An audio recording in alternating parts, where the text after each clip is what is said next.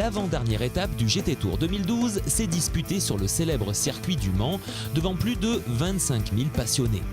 Comme le veut la tradition, 2 courses au programme du week-end voyaient s'affronter les Audi, Ferrari, Porsche, Mercedes, sans oublier McLaren.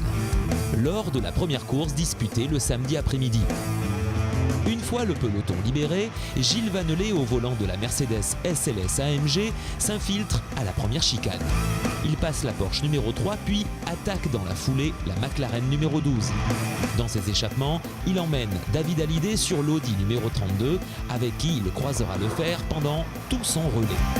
Ces passations de pouvoir ne cessèrent qu'à la 25e minute, période du règlement qui impose le changement de pilote. Cet instant fut mis à profit par la Mercedes pour rentrer au stand.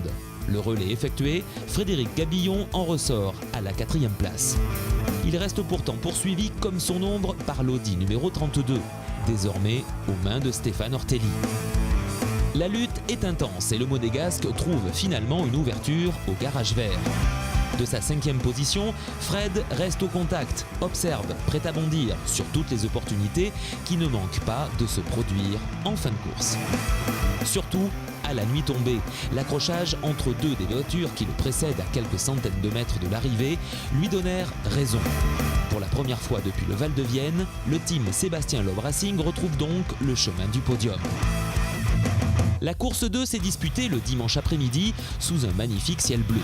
Aux commandes de la Mercedes SLS AMG, Frédéric Gabillon ne prend aucun risque pour conserver sa 11e position acquise en qualification. Il concède 2 rangs après un départ mouvementé. La course est suffisamment longue et disputée pour ne pas tout tenter dans les premiers mètres. D'ailleurs, dès le second tour, Fred passe William David et devient spectateur de l'âpre bagarre entre la Porsche numéro 3 et l'Audi numéro 32. 6 mêlées seraient risquées et aucune opportunité ne se présentera jusqu'au passage de relais. Désormais dans le baquet de la Mercedes SLS AMG, Gilles Vannelet reprend la piste à la 10e place. Immédiatement dans le rythme, il s'attaque à l'Audi numéro 38 puis à la Ferrari numéro 28. Alors 8e, il gagne encore un rang lorsque l'Audi numéro 32 part à la faute. C'est donc à la 6e place que la Mercedes AMG SLS franchira le damier. Henri Acide résistait magnifiquement à Éric Debarre. Pour la plus grande joie du public, les duettistes se doublaient 5 fois en 2 tours.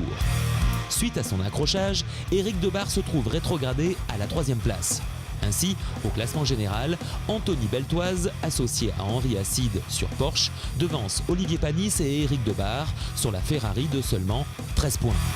Le titre se jouera donc lors de la finale du GT Tour sur le circuit Paul Ricard ce dernier week-end d'octobre.